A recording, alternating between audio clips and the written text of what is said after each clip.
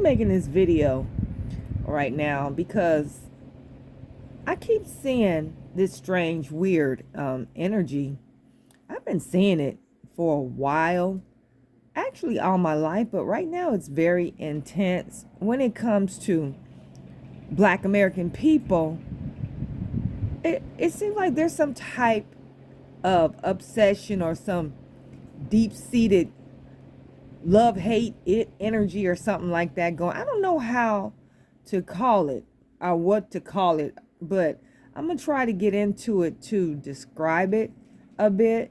So it's common knowledge that we're talked about a lot in the media, and most of it is negative. Okay, that's just how the media does it. There's various reasons why they do it. I'm not going to get into that because that's not the topic of the content of this video. So you got all these people, these groups of different groups of races that they probably love the entertainment part of our culture and stuff like that, the music, but they tend to hate us, deeply hate us. And I'm not just talking about the pale skins with the stringy hairs. People. I'm also talking about the dark complexion, nappy headed, or should I say curly haired people. Nappy is not a bad word, but I'm just gonna say curly haired for other people's sensitivity. It's the same with them. It's we love your music. You kind of stylish, kind of cute. We like to jacket every once in a while. Nothing wrong with that. Your music, we love that. Your entertainment, we love that. You're great. Movies, whatever, sports. But we can't stand you.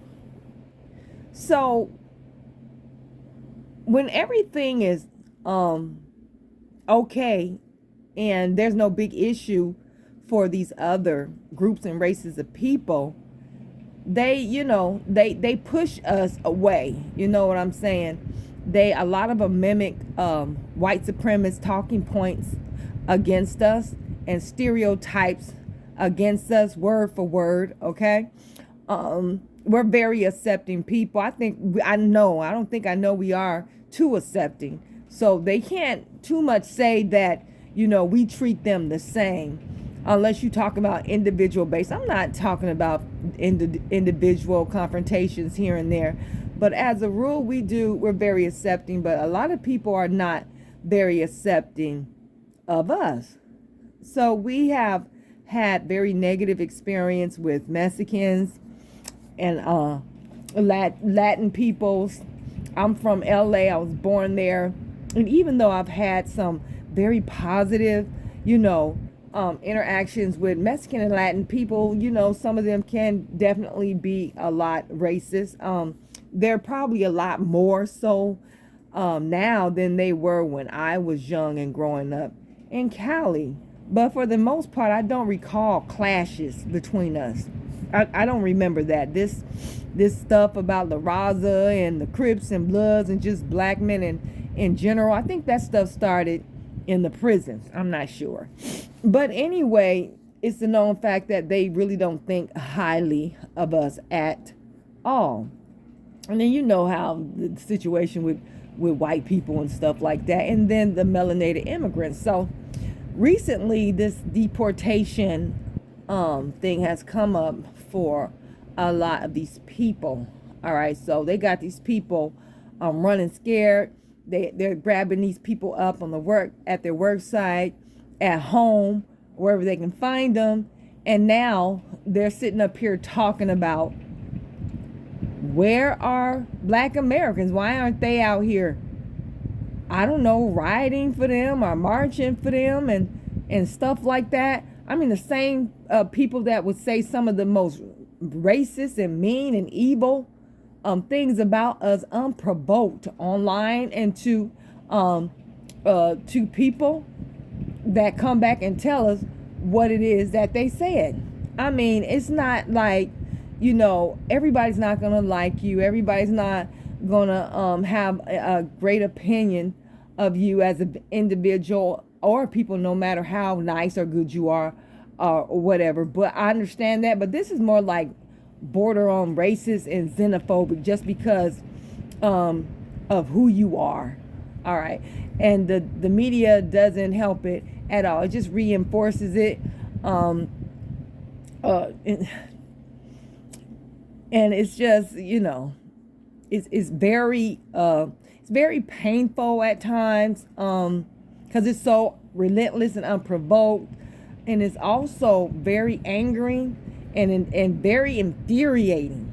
A lot of us are infuriated by this constant and unprovoked disrespect, particularly from the brown-skinned, curly-haired immigrants.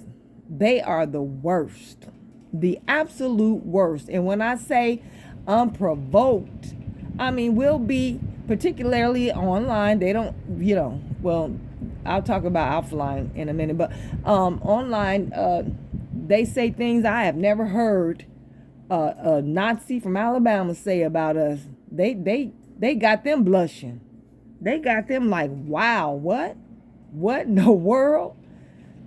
So they've outdone these races over here and how they come at us, and they're very nasty offline. I can for every good comment or good experience I've heard about them or had with myself, it's 98 other experiences, incidents that were very negative on the job. These people getting us fired and lying on us, the little microaggressions, the things they try to say under the microaggressive way they try to really tell us how they feel or whatever. And we're just shocked because we just don't understand people of the same hue treating each other or treating another person of the same hue the way that, and saying the things that they say about us. So we're not raised to be racist, so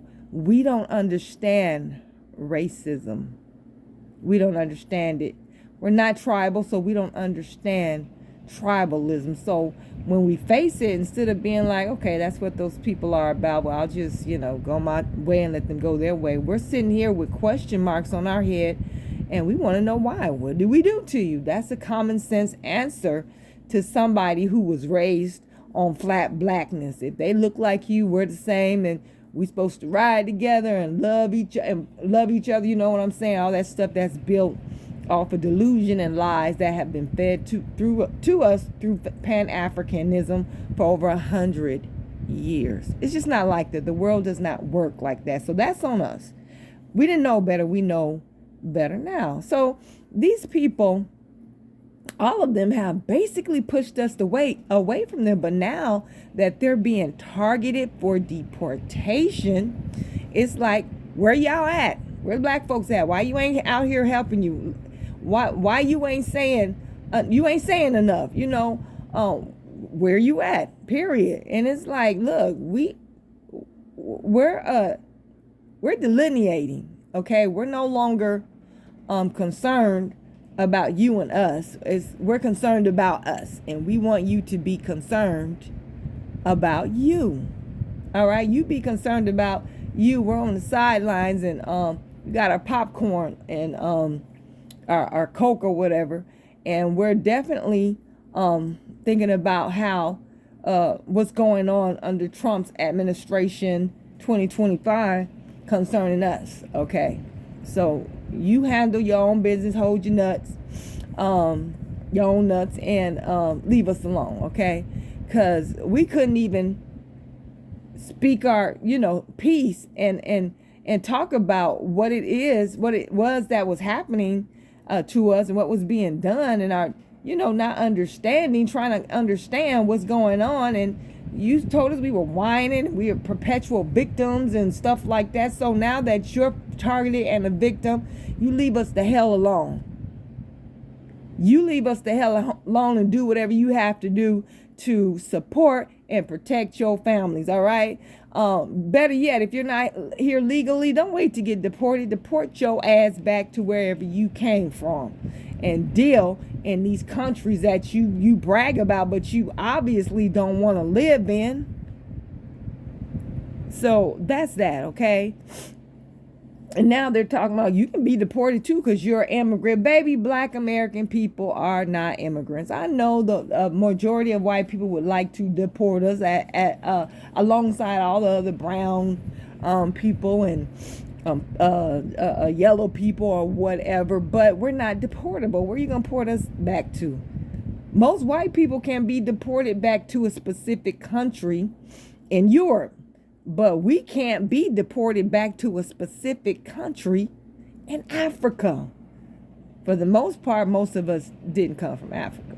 So we do have African ancestry. We're admixed, but honey, we're American. All right, we're not deportable that way.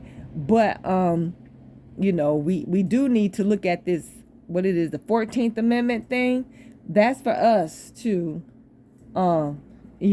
look at and kind of watch him, Trump, concerning what he's saying about that and the fact that he's talking about deporting prisoners to this mega prison system in El Salvador. They say that place is you do not want to go there. They say the prisoners here, they have it good compared to those prisoners there, and they are there for life.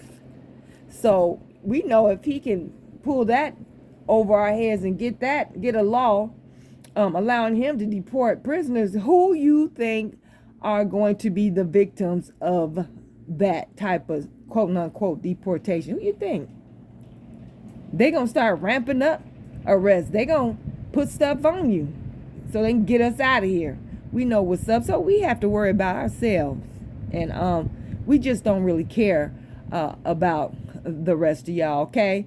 Like, for instance, our reparations claim against this United States government. What the hell do Latinos and Asians and Africans and Caribbeans have to do with our reparations claim?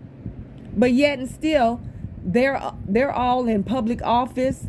They're members of the Black Caucus, the NAACP, speaking out against reparations for us. That is crazy, because these same people, a lot of them are talking about the reparations owed to them by certain European countries, like French and Haiti and other places south and central, and particularly the islands, who are asking reparations. We're not, asking them, the people that they feel owe them reparations for what they did to them. We're not talking about, no, you don't deserve no reparations, but you want to come here and tell us that we don't. So, I don't care how they kick your butt up out of here. Just get the hell on. Just get the hell on. I just, I was online today. I was on Fanbase, and I had to go off on some Africans. I mean, I went way the hell off. They are very elitist, and some of them like to come among us in our groups, acting like, they're allies and they're friends, and so they have their own ideas and their opinions about our lives and what they think we should do and stuff like that. And it's almost like, we have, we'll take care of that. You need to do what we tell you to do. Why don't y'all need to go to Africa, try to get to Africa. Africa wants y'all to come and blah, blah, blah. Why would we get up and run to Africa when Africa is running here? And how you going to encourage us to go to Africa? And are you discouraging Africans from coming here? And that Back to African 2019 scam is over. So many people, our people are coming right back to the States. You shouldn't have took your black ass over there. You got scammed. You got disrespected. The water is bad. The lights are unstable. You be walking down the street right next to sewer. People said it smelled like something died twice in those areas. Walking right alongside sewer. Oh my God, the building structures are bad. You took your raggedy butt over there and they got you real good. A lot of the people treating you like the white folk treat you over here. I heard that in 2019, all them fools that went to Ghana boosted the Ghanaian economy to like 1.9 billion in 2019 alone. That's what you fools gave to Ghana. And now you got to run your black ass back over here. They tricked you. That was a money grab. And plus, they have a secret alliance with the United States government. So they you better be careful. All right? About African countries talking about they want you to come over. You better be very careful. You need to say thanks, but no thanks. Okay? If anything, if you want to run somewhere, go somewhere in South and Central America. Belize is a wonderful country. I've been there. You could drive to Belize. You could at least come back. You know, if you have a relative you need to see for any reason, or you just want to see your peoples, you can drive from Belize and other places, South and Central America, and be, here in what, a day, 2 days, couple of hours, 5 or 6 hours. You really still at home.